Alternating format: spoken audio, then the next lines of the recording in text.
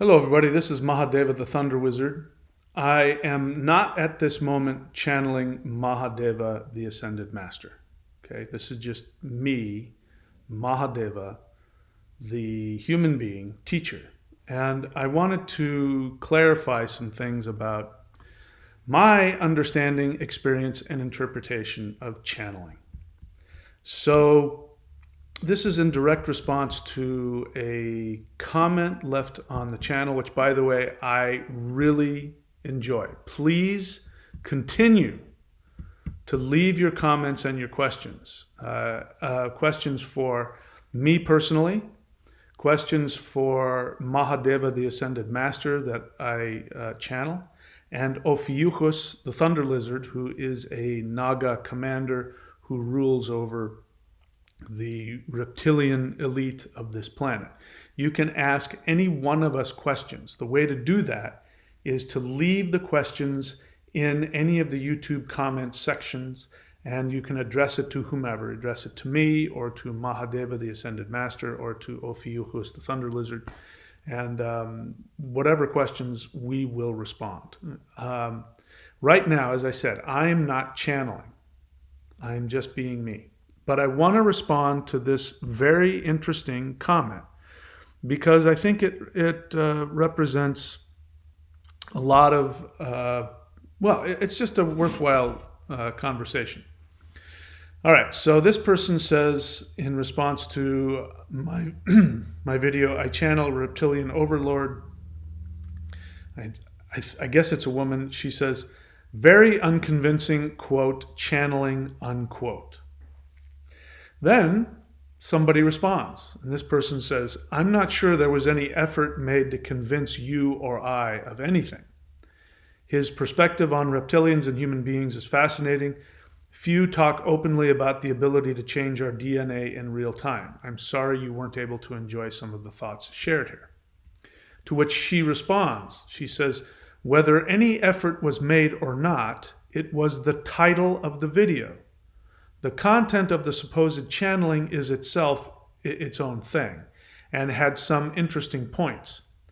There's a reason I watched this channel in the first place, but the presentation that it was being channeled fell flat. Vocal intonations, physical gestures, and ways of speech were all unaltered from his baseline with any of his other videos. That's really interesting. So I'm aware of other channelers. I thought I was going to take a video off of YouTube, and it was literally the first video I saw. I mean, today I said, you know what is she talking about? And I went and hit channeled information, and the first thing that popped up was a channeler who claimed to be channeling the Arturian Council, whatever that is, and he literally took 3.5 minutes of very exaggerated theatrics and gestures and all kinds of crazy weird noises as well before he started his channeling. And like many other channelers, he used stilted communications, some strain, something different. And I couldn't watch it. So I can't even tell you if I was benefited, agree, or disagree with whatever the message was, because I just couldn't get past the theatrics. Now, the truth of the matter is, I laughed uproariously. One of the funniest experiences I've ever had. I'll leave a link so you can go watch him. I'm not personally judging him. I'm telling you what my experience was. So I could launch into an analysis of why he does that, all of that, but I'm not going to do that, because one of the things I've learned about channeling, in order to channel, you have to have no judgment. That's the main thing, is you cannot have any judgment, and you must be completely open to whatever feelings, thoughts, experiences you have, and relating them immediately, honestly, and directly. Whether or not that person's channeling anything, I have no idea. Whether or not he is wrapped up in his own fantasy and doing nothing, whether or not he's wrapped up in his own unconscious fantasy and channeling, or whether or not the Arcturian Council have difficulty functioning and speaking English in a coherent manner. Any or all or a combination of all those things, I'm willing to be true or untrue. I don't have any attachment to this channeling stuff. If it turns out to be helpful, I'll keep doing it. So first and foremost, let me share with you my criteria for any spiritual practice. I mean, it's really my criteria for everything in life, but most specifically, this channel is designed for spiritual empowerment. So this is my criteria for anything spiritual. It has to give me three things. First, it has to make me comfortable and happier in my life. So I have to be happier in my life. I have to be healthier. It must bring me better physical health. And three, it must bring me prosperity. Now, there is nothing spiritual about starving.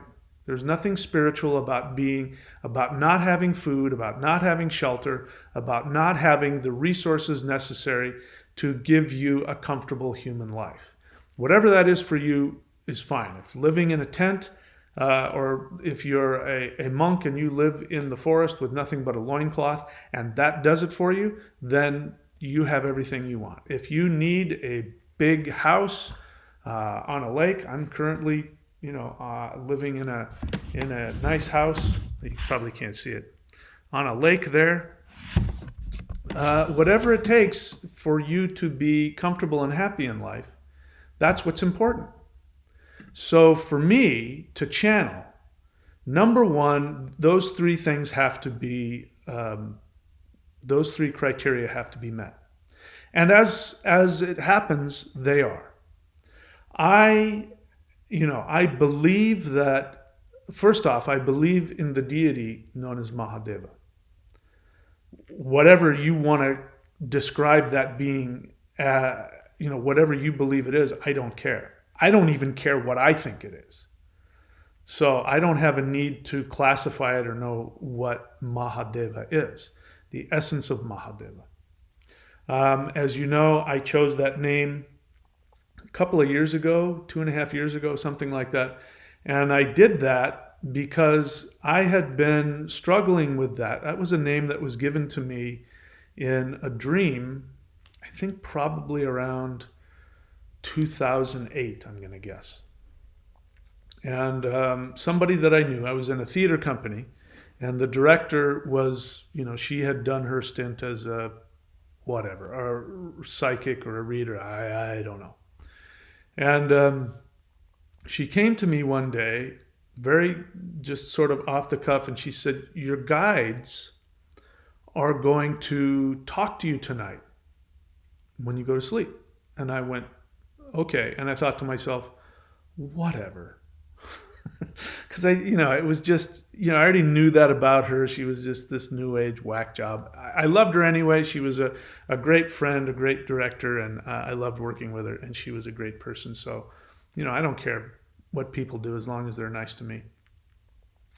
And so I went to bed that night, and sure enough, I had a dream where a young woman, I'm going to say petite, young, blonde woman. She looked Nordic, but she didn't have an accent or anything like that. And I saw her face and her golden hair, her blonde hair, sort of flowing as she, her face sort of came in front of mine. And she said, "Hello, Mahadeva." And that was it. There was another being, I can't remember who it was, and I was called by another name, which is a Hebrew name, which I think means lion or something like that.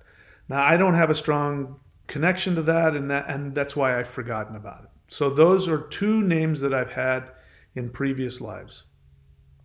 As it turns out, Mahadeva is a name that aligns very well with my ascendant, the syllable that sits on my ascendant.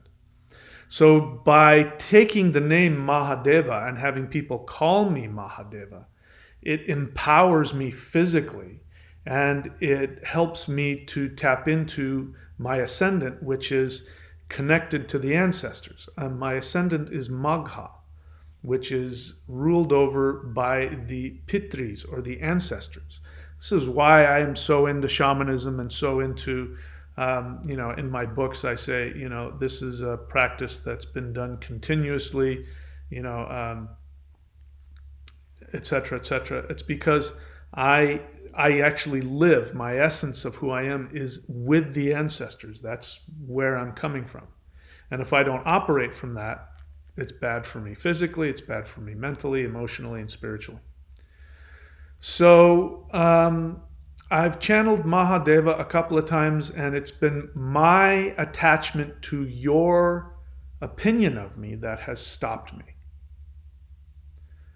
And and I'm perfectly comfortable with that because I don't want to do anything, and I don't want to be stimulated or operated by people's opinions of me or have. So I put it aside, and I've been thinking about where I'm at in my life. Where I'm at in my life now is, as you know, I was in my absolute fantasy for 2.5 years, living on the beach of northern Sunshine Coast in Queensland, Australia, which is, I mean, the northern part of it. The southern part, there's some cities, and I don't do well with that. But the northern part is national park, forest, rainforest, empty, beautiful beaches, and just tiny little wonderful beach towns.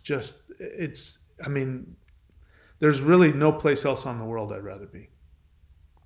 And because of all the COVID nonsense, and because I'm an American and I'm not a citizen, and I'm not jabbed, I had to leave. And coming back here to the United States was very traumatic for me. And coming to Florida, it was really a crash landing because I had 3 months to figure out where I was going to go. And I didn't know where to go, so I tried to go someplace that was as close to what I had. And I figured, Florida, there's no mandates, it's warm weather, there's surfing there, beaches. I got here and I crash landed, and it was, you guys saw, it was very traumatic for me. And I complained and whined about it. And it's not my home, it's not where I belong, but I'm here for the time being.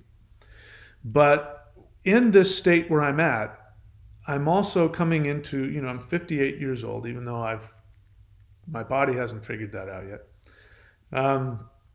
But from an emotional perspective, there's really nothing left for me to accomplish. I've, I've done my career things, and they've done whatever they've done. I've gone through all the turmoil and the poverty and all that, and I've gotten that out of my system. I've had love. I've been loved as completely as a human can be. I mean, it was, it was everything everybody's ever wanted. And unfortunately, it didn't last very long, but that bucket list is off. If I never fall in love again, I'll be okay. I had it. I've had a lot of amorous adventures, shall we say, and I've experienced everything that I want to experience on that. I don't need to be done with that, but there's no bucket list of I got to do this and this and this.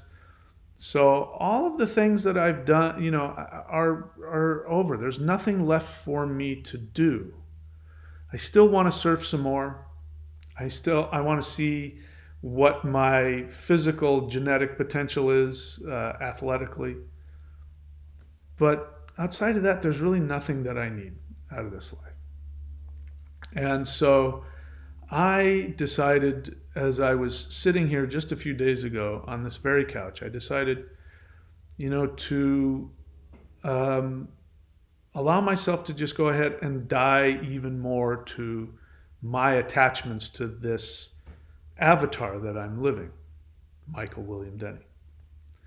And so I got the feeling that there was greater connection I could have with my namesake, Mahadeva.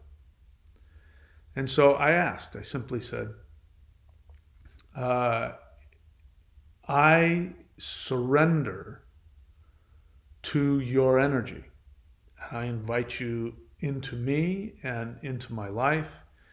And I was sort of waiting to see what would happen with that, not having any expectations. And within an hour, I became aware that I was just really comfortable and happy. And, I wasn't like giddy, but there was just this deep contentment and peace and happiness. And I took that as a very positive sign. And so I channel him now, and I have no attachment to any of it. I don't need to do it or not do it. But the thing about channeling is, if you're going to do it, you have to have no judgment, and you have to have no expectation.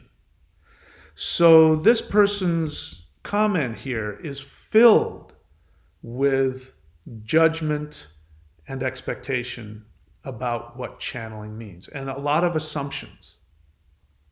So I'm going to examine that from my human perspective. And this person says very unconvincing channeling. I think that's pretty straightforward.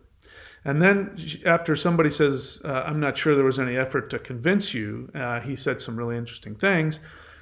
She says, whether any effort was made or not, it was the title of the video. So this person has a judgment about and an assumption about what channeling is. And if you want to see that, you can click the link below, watch the guy go on for 3.5 minutes with all the theatrics, getting himself ready. Again, I'm not going to talk about why I think he's doing that. But that's obviously what this person thinks channeling is. So I'm not saying people who don't have theatrics and crazy accents aren't channeling. But the assumption is that that's necessary. And I'm telling you it's not. It's absolutely unnecessary. Unless the person themselves needs that in order to have no judgment about the information coming. I am an actor, so I'm perfectly capable of performing. And there's a difference between performance, channeling, and impressions. So I could sit here and tell you that I'm channeling Arnold Schwarzenegger. I'm the biggest, the most powerful person in the world, and screw your freedom. I could do that. I have no problem adopting a persona, doing an accent, and I'm very good at it. I think I'm the best. I think I'm great at it. But that doesn't mean anything. So this person, the other possibility, one of really the only channeler that I pay any attention to. And bear in mind, I have no need to, I'm not interested. I don't follow channeling. It doesn't do anything for me. A while back, I was very interested in understanding the whole phenomenon. And I watched some Bashar channelings. And at first I had a strong judgment against him because he does the theatrics. And he does the welcome to the day of your time, all that stuff. And he has this it's a pseudo accent because it's not a complete accent. In fact, as time gone on, Bashar's accent has become more and more, he sounds a lot more like Daryl. So without any judgment on that, the thing I like about Bashar is that Bashar says, I haven't listened to everything he's taught, but the majority of what he teaches is 100% in line with what I teach. So I put a video later that said I was wrong. Bashar is real. It doesn't mean I believe that Bashar is an interstellar being from the future. I don't know that I believe any of that. I don't care about where he came from. It means nothing to me. The information that he gives is what's important. And if I weren't already following that information and those teachings in and of myself, I know that if somebody adopts Bashar's teaching about how to live in the moment and how to manifest timelines, instantaneously, their life will get better. And that's all that matters. The end result is there's 3 things. Anything you do, if it makes you happier, if it makes you healthier, and if it brings you prosperity. And if you follow Bashar's teachings, you will get all three of those things. Whether or not it's coming out of the mind of Daryl Anka, or whether it's coming from some being in the future, or it's both, I don't care. But this person does care, obviously. This person needs to watch the performance. And I'm capable of doing that. A while back, I deleted the videos, but on my other channel, one of my other channels, which I'm no longer uploading to, I did a channeling of a character that was named Chandra Raja, I think. And I did it in this voice. And I even said, the only reason I am doing this very bad Indian accent is because now I don't have to judge what is coming through me. And a lot of really interesting things came through me that I wasn't aware of, that I found enlightening and interesting and entertaining. But I became self-conscious because I knew I was doing an accent. I became self-conscious because that in and of itself made it inauthentic for me. The information, maybe I'll try connecting with him again some other time, but the information that was coming through me was interesting and entertaining, and it pushed a lot of buttons. But I gave it up because I didn't feel authentic. So this individual, if what you say you watch my channel for a reason, I want to challenge you on your understanding of channeling. Because channeling is not the performance. Channeling is not the accent. Channeling is the information. And it's not possession either. Possession is something totally different. It's also not dissociative identity disorder, which is, again, something very different. Now, a lot of people who channel completely, disconnect. And we could say that that's dissociative identity disorder, which doesn't make it any less valid. But people who have multiple personalities, for example, even though it's the same person fractured into many different personalities, each personality may or may not have any awareness of what the other person does. And the core person may lose big chunks of time. That's a mental illness. There's possession, where a demon or a spirit will possess a person. And the person may completely dissociate and not know what they're doing. Then there's channeling.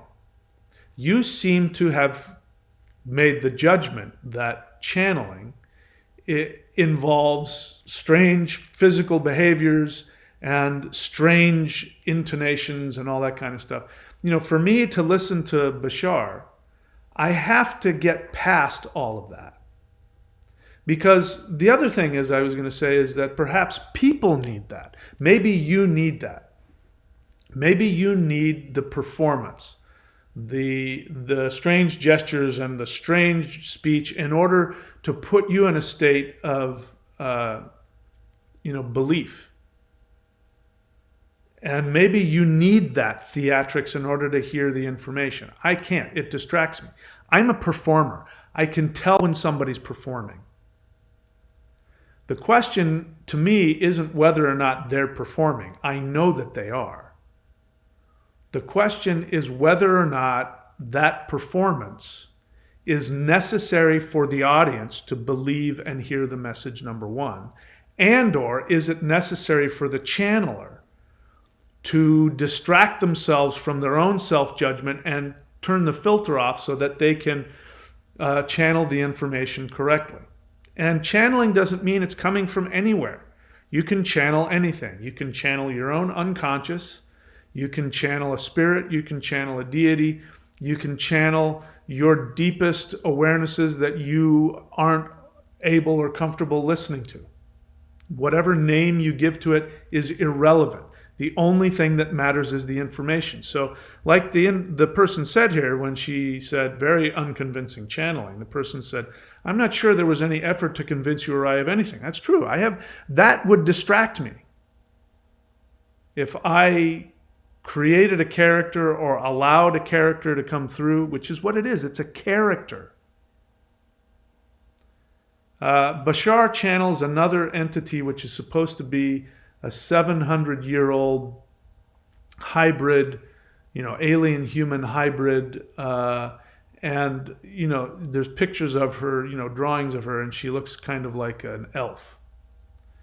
And he channels her, and she sounds almost exactly like Bashar, except that he does a really bad Irish accent. And it's intermittent. It comes and it goes. And I have to tell you, maybe I'm projecting it, but I don't think he feels really comfortable with that. And I wish he would just drop the whole, if you're going to do an Irish accent, then learn how to do an Irish accent. Perhaps he should pay me and I'll tell him how to do it. I'm not doing it well myself at the moment. But if you're going to do an accent, just go and do one. Don't waste your time doing a half-assed job of it. The fact that something is from the future or alien doesn't somehow make the bad intermittent accent acceptable. Oh, that's how aliens are. Or somehow that aliens or creatures from other times, have difficulty speaking human language. And they seem to know, like Yoda, they seem to know English, but they can't speak it properly. That's like Yoda. Yoda is a good example. Yoda has this crazy, stupid accent, and he can't speak English fluently. We don't know if that's because he's from another planet or because he's just an alien, but that's the whole idea, any of these people. And again, I think Bashar is a legitimate channel because the information is legitimate. I think his theatrics and his hit and miss, half-assed accent, which is going away, to me is just that. It's a bad performance. So what this person is saying is, because I'm speaking intelligibly and that I am speaking with surprise, my own brain, my own vocabulary, even my own body of knowledge, most of it, and my own gestures, what did you think was going to happen? Speaking of the first person who started the whole channeling thing in modern times, it's been going on forever, was her name Jane Roberts, who channeled Seth. Seth Speaks, wrote a book in the 70s. If you've watched films of her, it's an even more exaggerated version of Bashar, which is where I think Darryl Anka got Bashar, by watching those, doing that. Whether he's doing it on purpose, whether he's doing it because it helps him, I don't know. But there's no doubt in my mind that the similarity is too similar to be anything other than that. The theatrics of it, I can't follow Seth as she's channeling him because there's this, the run-on sentences and the bad grammar and the weird intonations and all that craziness is really distracting. But that distraction is helpful for people. It puts them in a trance and makes them more susceptible to what's being said, even if what's being said is either nonsense or common sense or who knows what. So this person needs that. And I don't think we're thinking critically, if we can even use critical thinking when it comes to channel. And I'm not going to do that. I could do that if I wanted to. But I don't need that. So these people I'm talking, Bashar, Darryl Anka, Jane Roberts, the guy who's I'm gonna put the link down in here for you. These guys are bad performers. As far as channeling beings and information, that's a whole other thing. Like I said, you can't channel if you have any judgment. So they can't judge what they're doing. I don't believe any of them are dissociating and going somewhere else. I believe that they're fully present. I believe this is them. And I believe that at the very least, this is something either they need in order to not have any judgment about what's coming through them, or their audience needs it like this person needs the performance in order to believe it. And I've got no judgment about it. If I, I could do it. I could do it better than anybody. I can become another person, and I can do it far more convincingly than the majority of these channelers. So if by channeling you mean bad theatrics and bad half-assed intermittent speech impediments and accents, if that's what does it for you, then great. I'm happy for you.